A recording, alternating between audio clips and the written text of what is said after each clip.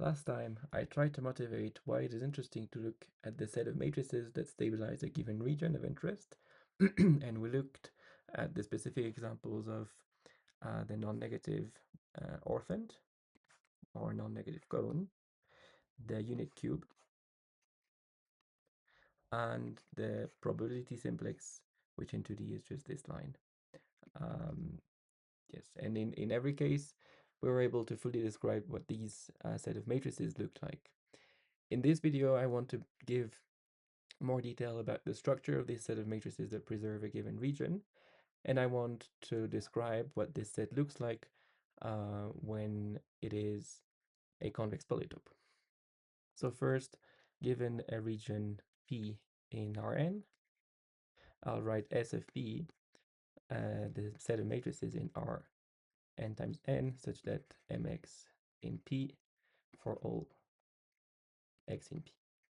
So the set of matrices that stabilize P.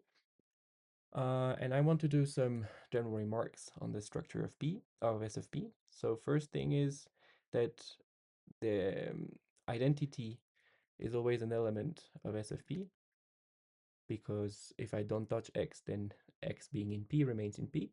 So this is the first thing. Another thing is that S of P is stable under multiplication. This is almost the motivation to the introduction of that set, but we can show it here. If m and n are in S of P, then for all x in P, we have that m times n times x is m times n times x. This element here is in P because n stabilizes P, and then m times an element of P remains in P because m stabilizes P, and so m times n is in S of P.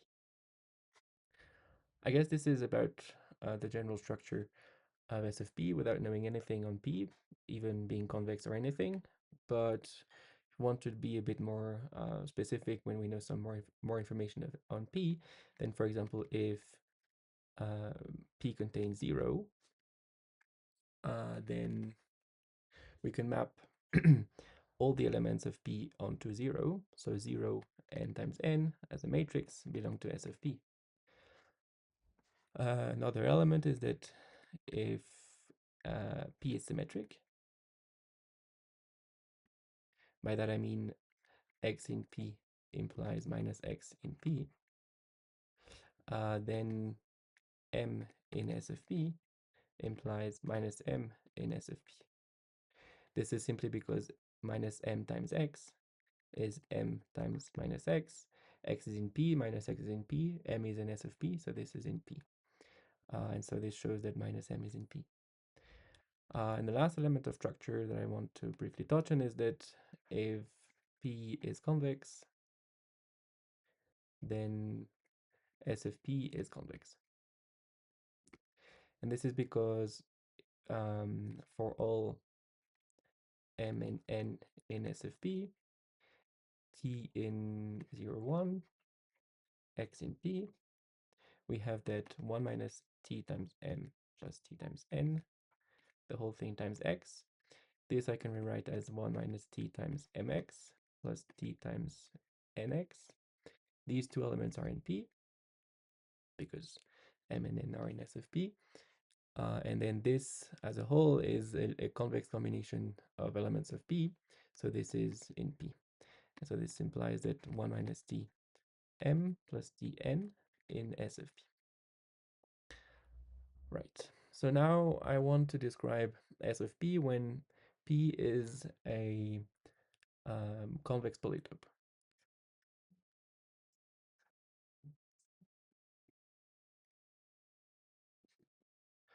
So first thing is I want to recall what I understand by polytope, and here is just a set described by a bunch of linear inequalities that define hyperplanes.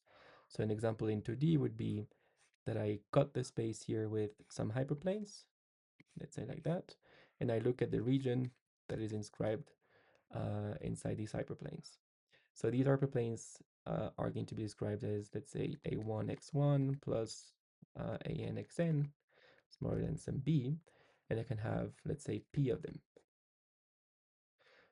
of them. So I can rewrite this as a dotted with x smaller than b, and I will number them from 1 to p. And here I will write that P is the set of X in Rn, such that AI times X plus B, smaller than BI for all I.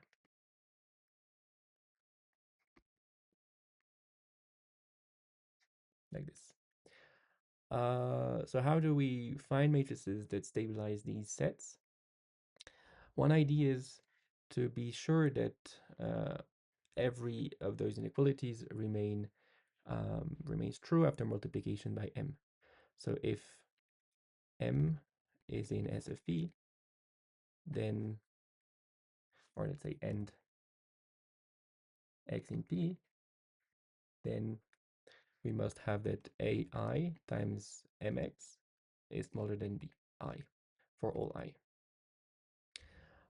And one way to make sure that this is true for all x is to take the supremum over p, and to make sure that the supremum is smaller than bi. So we take the supremum, and it may not be a maximum if this isn't bounded. If, for example, we look at this region here, this is not going to be bounded, so this is going to be plus infinity. Well, it may be plus infinity. Right. So for a minute, I will drop the indices I, because we're just going to take any of those, and I don't want to keep track of them. And I'm going to draw the situation here. So we have, let's say, P is this polygon or polytope, but I'll just do an example in 2D. So this is P, and I'm going to draw on top of it this hyperplane.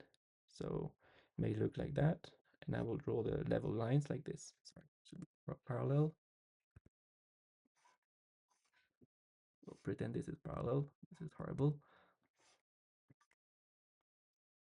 Like that.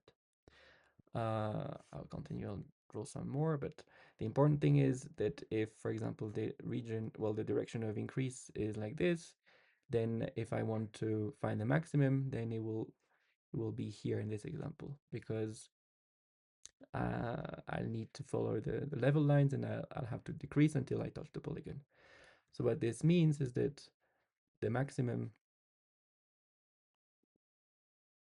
of, let's say, a dot mx, or this function x maps to a dot mx, is reached, so on P, is reached on its boundary. So this is the first element that we need to be aware of, and that will fully constrain what M will actually look like. Because here, in fact, this direction is going to be M transpose times A, because here we can rewrite this, this as M transpose A dot X, and so the gradient here is constant to M transpose A. And in this situation here, what we know from the graph, and if I draw the normals here, which are going to be the AI, so let's say A1 here and A2, here this means that M star A is a non-negative linear combination of the AIs. So here we will be able to find lambda 1 and lambda 2 non-negative, such that M star A is, sorry, you probably can't see that, is lambda 1 A1 plus lambda 2 A2. So this is what happens when the maximum is reached at a vertex, but the same happens when it's reached on an edge, for example. Here, I'll just do the same situation, but I'll change the orientation of the level lines. So let's say like that, and then they are exactly parallel to that side, to that edge. So here we'll have this edge, which is normal to A, let's say A1, and this is the direction, well, I'll put it somewhere else. Here is M star A. So here from this graph, we'll know that M star A is some lambda 1 A1 for some lambda 1 non-negative. So in general, what we can see is that if the maximum is reached at the intersection of faces, let's say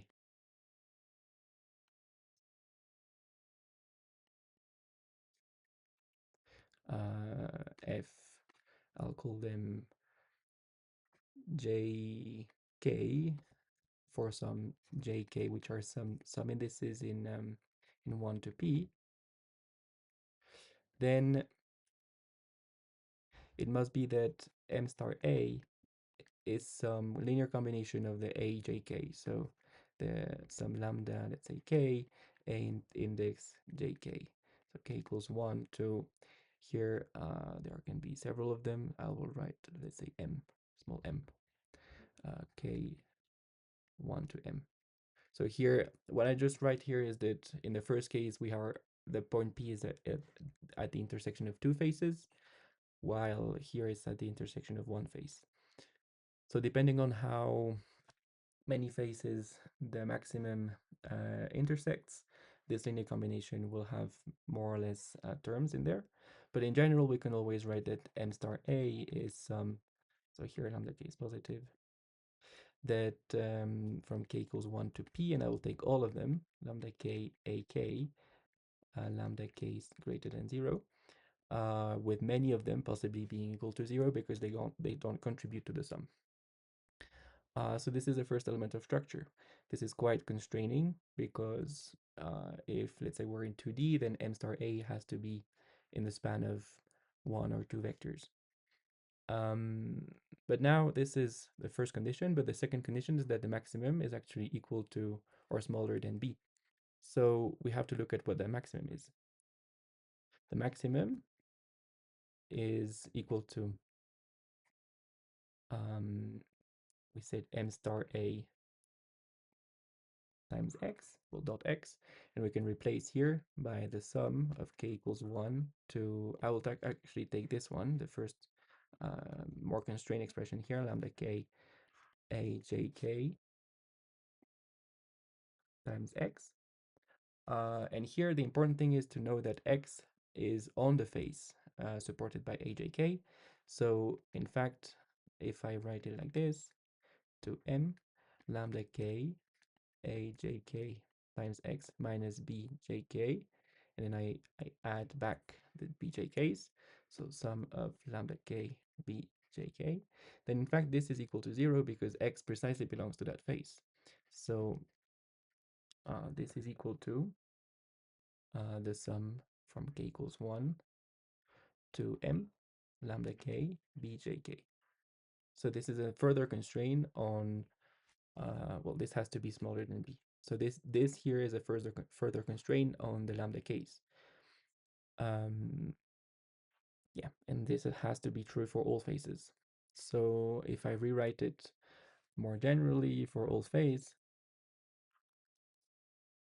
or for all face AI, BI, let's say, or I can write it AI dot x smaller than BI, we must have that M star A I is some, let's say, lambda, I don't want to have so heavy notation, so I'll just write it like that. Ij, aj, j equals 1 to p for some lambda j I non-negative. So here the upper index parameterizes the fact that we're looking at the ith face, whereas the j here is being summed over. And we want that the sum j equals 1 to p lambda ji times bj smaller than bi. Yeah. In fact, we can be a bit more precise here because we know that not all of the terms will contribute here. We know that we can take any subset. Well, we have to consider all the subsets of intersecting faces, but in more general terms, we can write it like that.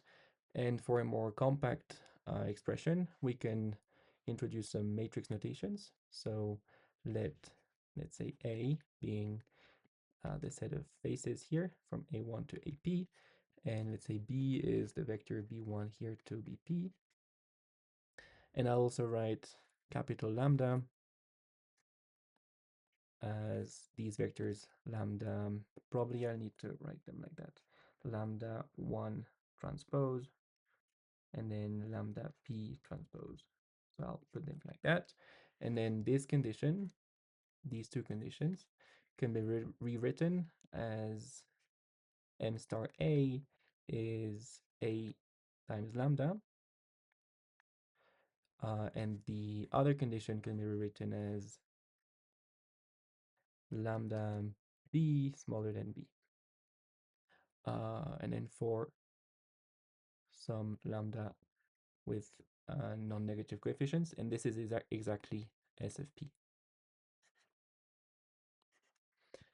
Yeah, so this is a rather compact description of S of p, but it's not so practical to work with because in writing or introducing this matrix lambda, we introduce many extra zeros, and we can be actually more precise by looking at each face independently, like here, and looking at which face intersect.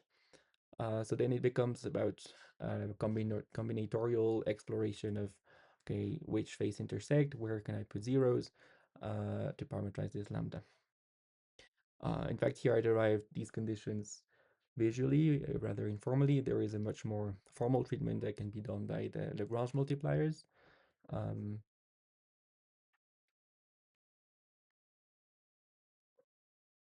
In fact, yeah, Lagrange multipliers. But here I just didn't want to get into this formalism yet because it's not so much necessary, and I guess the visual intuition is more interesting to talk about. So yeah, I think that was about everything I wanted to discuss for today. Thanks for watching.